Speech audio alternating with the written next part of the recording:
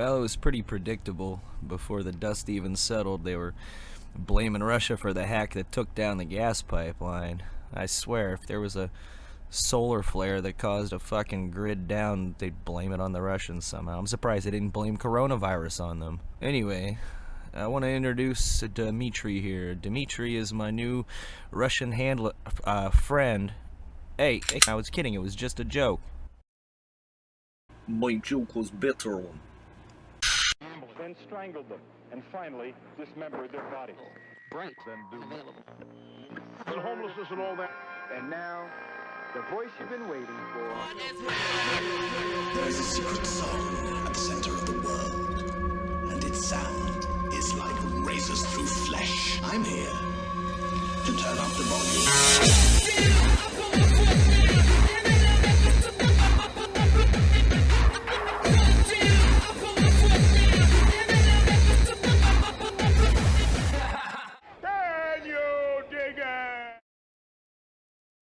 Well, they got that nasty little pipeline business taken care of and the gas is flowing, but places still haven't caught up and there's still a lot of shortages places, so we're still dealing with it. But they paid a undisclosed ransom apparently, or allegedly. And I'm always weary when people come right out of way and try to assign blame. Oh, well, and then they said, well, it looks like it wasn't maybe the Russian government, but it was people in Russia. Like, please, any jackass can get a VPN to make it look like they're coming to you from wherever they want. I'd like to know exactly how they deduce that. And on top of that, there's the whole... Back in 2016, one of the things WikiLeaks released was this thing called Vault 7, where they disclosed a bunch of different hacking tools that the CIA had been using, and one of them was called Umbrage, which they could use to disguise their fingerprints and make a hack look like it was somebody else. Why that would be necessary? Well, you know, they want to do some dirty work, but they don't want to have their fingerprints on it. It's not like the CIA has shied away from getting their hands dirty in the past, so why would they now? Nobody ever got in trouble for any of the little dirty deeds they did before. I came across this story the other day about a kid that he had been the youngest reporter ever to interview a sitting president. Back 11 years ago, he interviewed Obama in the Oval Office. And he made news again because at the ripe age of 23, he died of natural causes.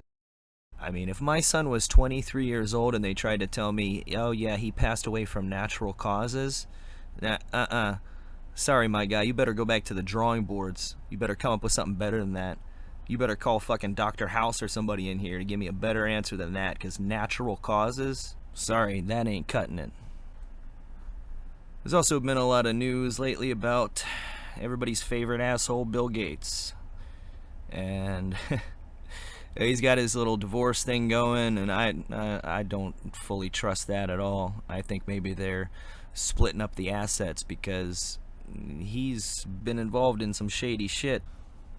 It wasn't until all the shit got made public, the close relationship that Bill had with Jeffrey Epstein, that Melinda ever talked to anybody about wanting a divorce. It was well known that Gates was a creepy little perv, but she never cared about that. She knew who Epstein was. She had to have.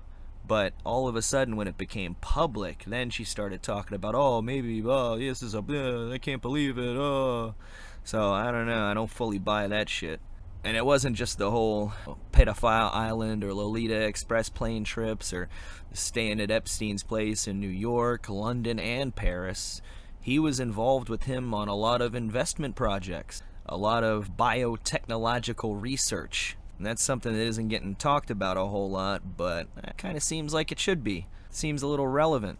I mean, here you got a guy with underage girls all over the place, cameras all over his residence, all over his airplane, and he's rubbing shoulders with royalty, politicians, and very important scientists and doctors. Then he gets caught up, and when it looks like he's about to make some kind of plea deal, boom, he apparently kills himself. But back to Billy Boy. You know, Gates is involved in damn near everything these days. I mean, He's been involved with Monsanto for a long time. They're the assholes that made the Roundup that's given everybody fucking cancer and probably causing untold amounts of damage to our health. But he's also making money off that Zoom shit, everybody telecommuting and doing classroom stuff over the computer. They're all using his thing. And lately, he's become the largest farmland owner in the U.S. It's surprising, he's Farmer Bill now. I mean, a lot of the farmland that farmers use is actually leased, so I mean, it's not like he's going to be out there in a straw hat plowing some fields, but he's the one that's in charge and owns the actual farmland, which is creepy as hell. He's heavily invested in all these fake meat and lab meat companies like Impossible Meats and Beyond Meats. And if you look at the mission statement for Impossible Meat, it doesn't just say that they want to give people a better, healthier option. It says that they want to change the way we eat. And maybe that sits okay with some people, but that's the kind of thing that pisses me off. This is a problem I've always had with vegans, is it's not enough for them to not consume animal products, but they always have to try to convince everybody that they're right, and they're always trying to get you to do what they do, to guilt trip you in and act like you're some kind of asshole because you want to eat some bloody ass steak. It's like with the straight edge people. Like, there was friends that I had that didn't drink, didn't smoke, didn't do whatever, but they would hang out with us, the kids that did, and it wasn't a problem. The straight edge people were a different breed altogether, because they were real judgy, would try to intimidate and pressure you into not wanting to do that shit either. And it's like, go fuck yourself. You do what you want, I'll do what I want. How about that? And these vegans are the same way. They're always trying to push what they want on everybody else. And Bill Gates has said himself that he doesn't want us to be eating meat.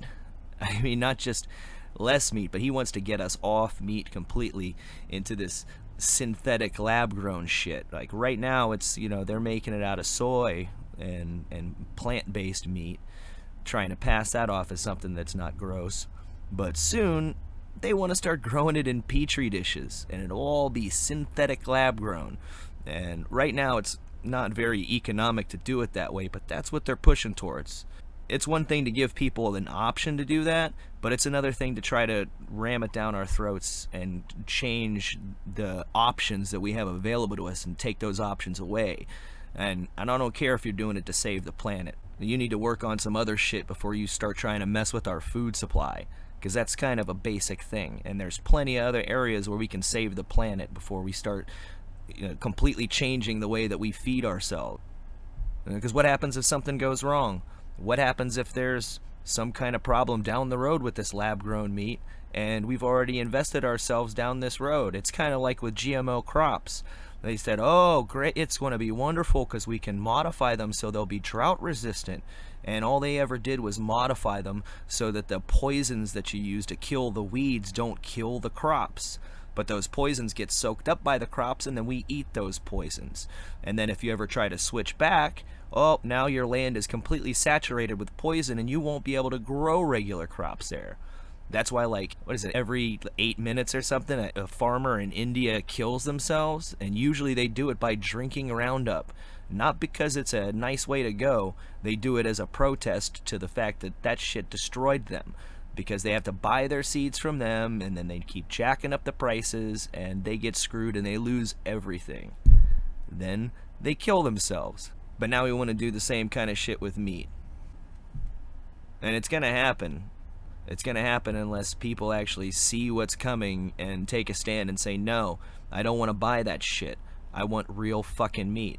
How about you stop consolidating all the ranches and farms and shit into big corporatized structures where the people that used to do that stuff gave us good quality food before it got turned into factory farming. Let's not act like factory farming is the way it's always been done. It's just been done in that way in the past 100 years. It's not like we can't go back to the way shit used to be handled, which was actually much cleaner, much lower emissions, didn't pollute anything. Actually, it was like a symbiosis between the rancher and the land. They've done the same thing with farming. They call the GMO farming conventional farming. It's only been invented in the past 75 years, but that's the convention, not the thing we did for like thousands of years before that. No. That we call organic farming, and what we refer to as conventional farming is the thing that we just invented. It changes the way people think about things, and it makes it seem like it would be so silly to go back to organic farming, but it was when we got away from organic farming that we started having these massive health problems. I mean, the rates of damn near every kind of chronic illness are just going higher and higher, and everybody acts like we couldn't figure out possibly why that could be. And anytime somebody says, hey, maybe we ought to look at this food supply that's completely devoid of nutrients, no, shut up, you're a conspiracy theorist. But I'm telling you, mark my words, unless we take a stand against these assholes, they're going to take away meat from us as we know it. I mean, that's one of the things that they talked about in the Great Reset. So don't take that shit for granted, because it could be fucking taken away. Sláinte.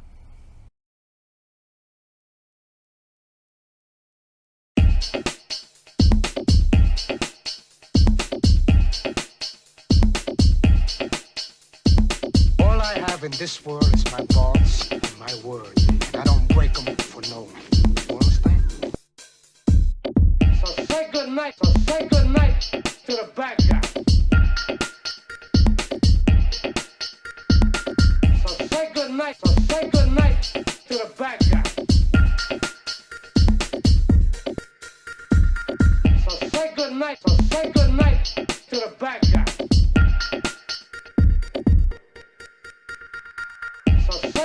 So say good night to the bad guy. Come on.